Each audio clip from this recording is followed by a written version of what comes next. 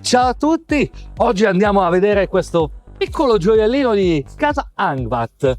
Vi ricordate un notissimo store online chiamato Banggood? Chi non ha mai comprato da lì? Mi sa quasi nessuno non ha mai comprato, abbiamo comprato quasi tutti negli ultimi 20 anni qualcosa da Banggood, e Angvat è un brand di proprietà di Banggood. Questo è il nuovo F1 di Angvat. Pensate voi che questa è la chiave d'accesso al mondo Angvat, che è un brand specializzato in monopattini ad alte prestazioni.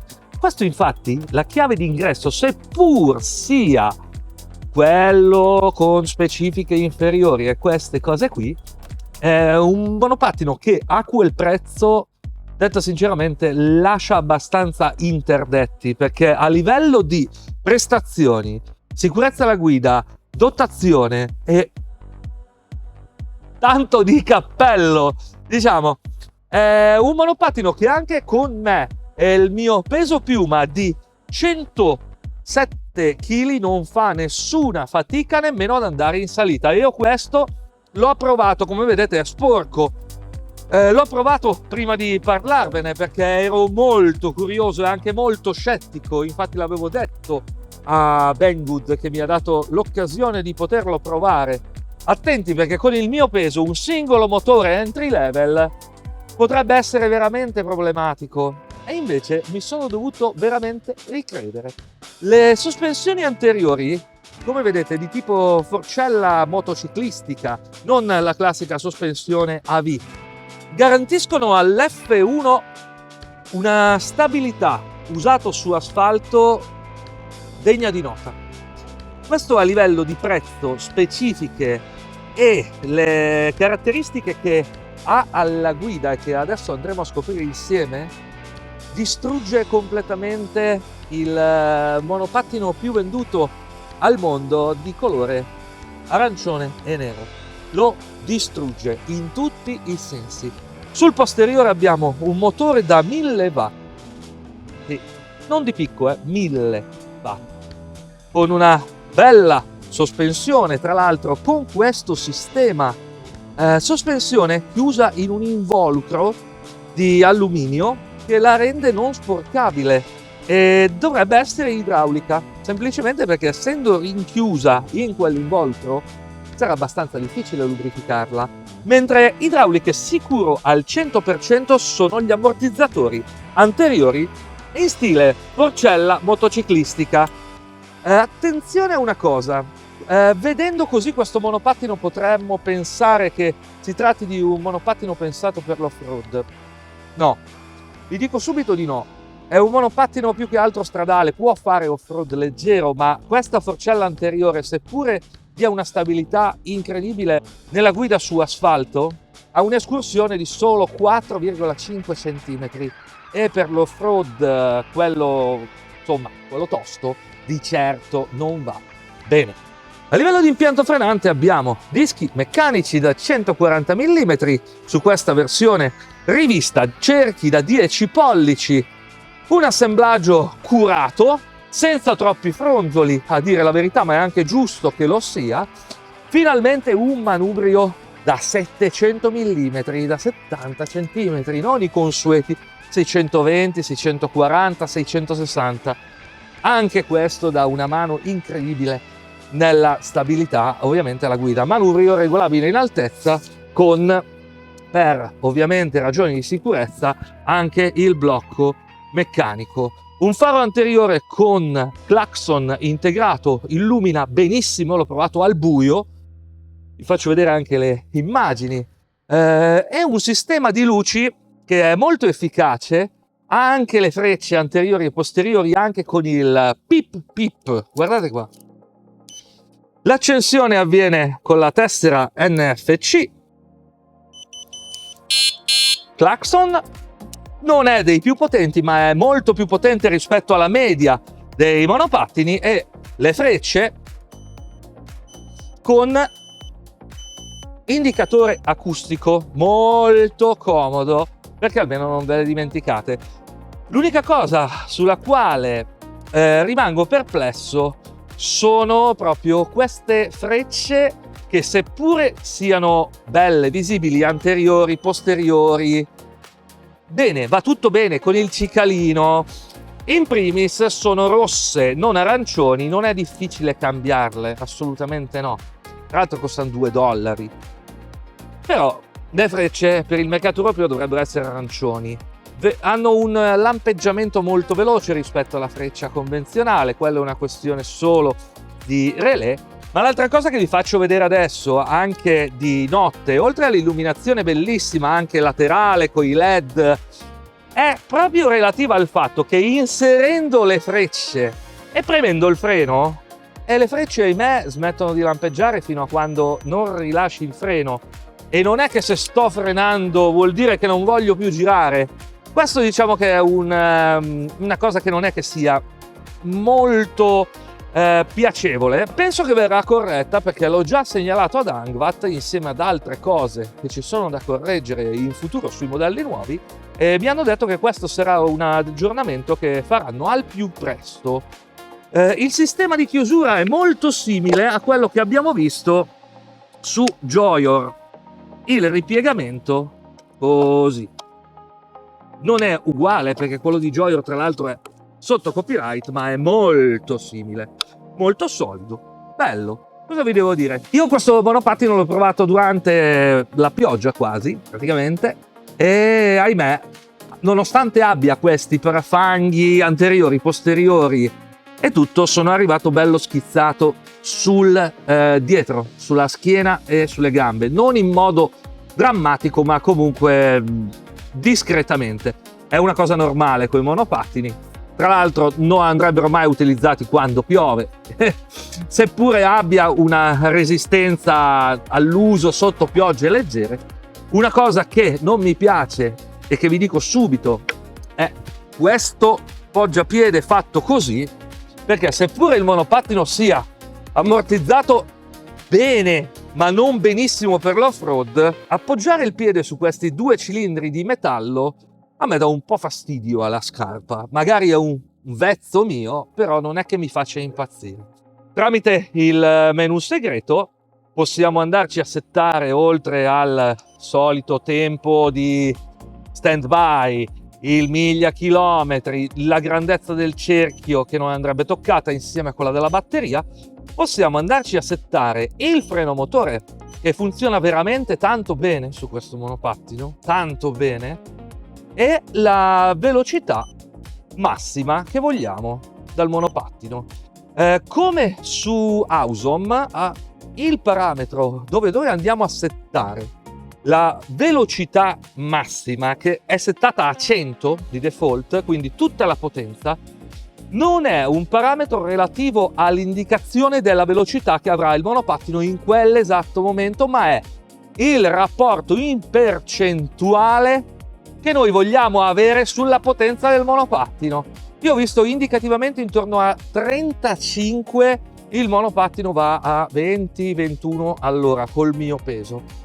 E quindi vi potete settare da soli, in base a dove siete, in base alla legislazione che avete, la velocità massima, e ovviamente anche il wattaggio totale dell'intero sistema del monopattino scenderà, e anche a livello di accelerazione non sarete più al top come invece usato da sbloccato. Ma attenzione dove vivete, state attenti. O se vivete in aree come la mia potete fare tutto. Se abitate in centro a Milano state attenti, perché sennò se vi beccano, fare gli scemi, vi aprono il bus del ciapettolo. Per il resto, per il prezzo pseudo ridicolo che ha questo Angvat F1, io penso di non dovervi dire altro di così interessante, perché a questo prezzo, detto con tutta onestà, non si trova nessun concorrente in commercio che si avvicini minimamente a livello di prestazioni. E ragazzi, le prestazioni,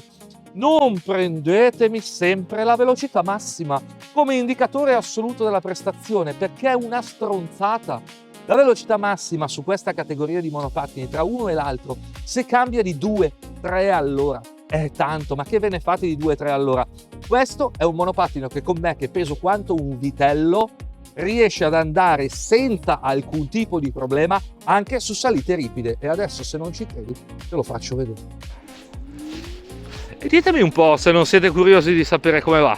Innanzitutto le modalità di guida sono 5, adesso io ovviamente vado a provarlo da sbloccato, poi come vi ho fatto vedere nei AP settings potete andare dentro e modificarvi potenza e velocità a vostro piacimento. Siamo in velocità 1, va a 10 all'ora, siamo al minimo della potenza, velocità 2 saliamo un po', tornerò tutto lavato appena smesso di piovere.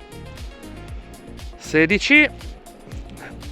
Dalla velocità 3 in poi si sente un attacco di potenza notevole da parte del motore. Dovremmo andare a 30 di contachilometri per poi arrivare a 4. Altro strappone, questo motore spinge fortissimo, ragazzi, fortissimo.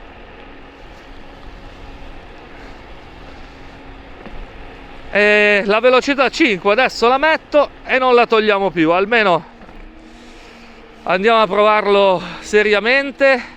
Non andrò nel bosco, in primis perché è tutto bagnato e pieno di fango e va bene tutto, ma anche perché questo non è un monopattino da off-road. Possiamo provare insieme qualcosa di off-road leggero, anche l'assorbimento delle buche è buono, la tenuta di strada è eccellente, la controllabilità con il manubrio da 700 fa la differenza, fa tanto la differenza.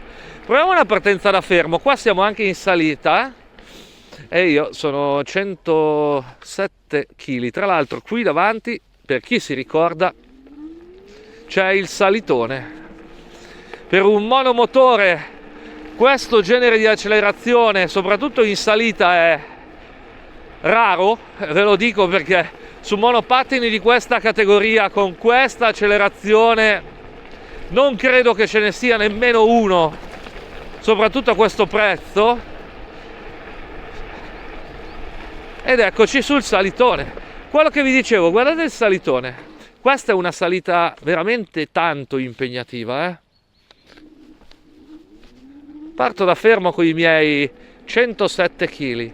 Qui con la rincorsa, se vi ricordate gli altri monopattini monomotore che ho provato sul canale, arrivando a quasi 40 all'ora, salivo qui a questo punto che ero a dir tanto a 12-13 km all'ora, ce l'avevo fatta perché avevo la rincorsa. Qui invece, partendo da fermo su una salita così, qua saremo su un 15%, col mio peso non ho nessun problema. Ho regolato le brake a 4. Devo frenare piano perché è bagnato, ma frena veramente bene, se no sgommo come una bestia. A livello di salto, sì, sull'off-road leggero va benissimo, anche su queste buche. Ovvio, avendo sospensioni con una corsa così limitata, non possiamo aspettarci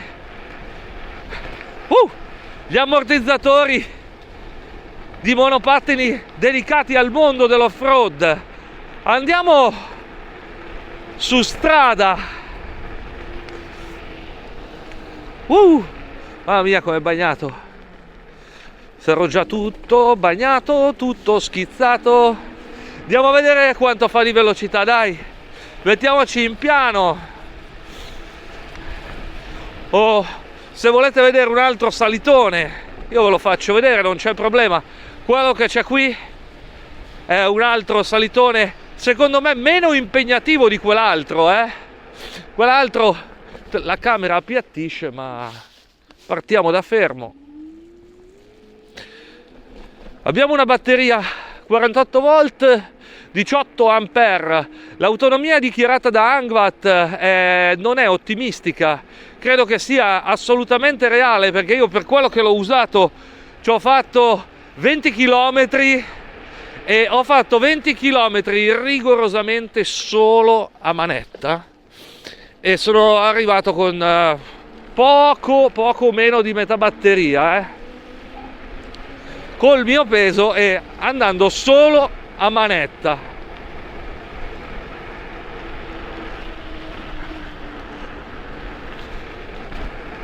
Questo asfalto bagnato mi lascia veramente poco tranquillo. Tra l'altro c'è un vento che metà basta. Come velocità massima adesso lo scopriamo insieme.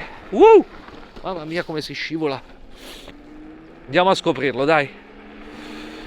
Andiamo sulla strada. Angvat dichiara tra i 40 e i 50.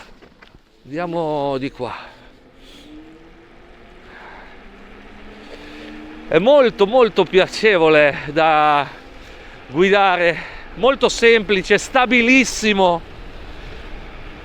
Questa sospensione aiuta molto sulla stabilità sul dritto. Non mi fido troppo a farlo scemo perché è veramente tanto scivoloso con il freddo che fa e il bagnato che è.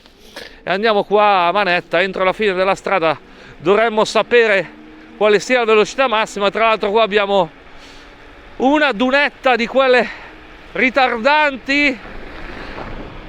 Vediamo, mi abbasso un attimo ragazzi, scusate. Io vedo 47,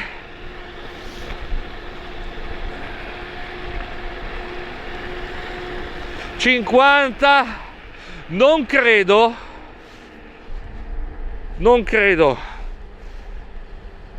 di andare a 50 ragazzi, non ci credo, mi sembrava meno di 50, il GPS dirà il suo responso ma non mi interessa perché anche se stessi andando a 40, 42, quello che è piacevolissimo di questo Angvat F1 è proprio la sua accelerazione, la capacità di poter portare anche pesi come il mio in qualsiasi condizione, salita, discesa, dritto, sterrato leggero, ma senza il minimo problema.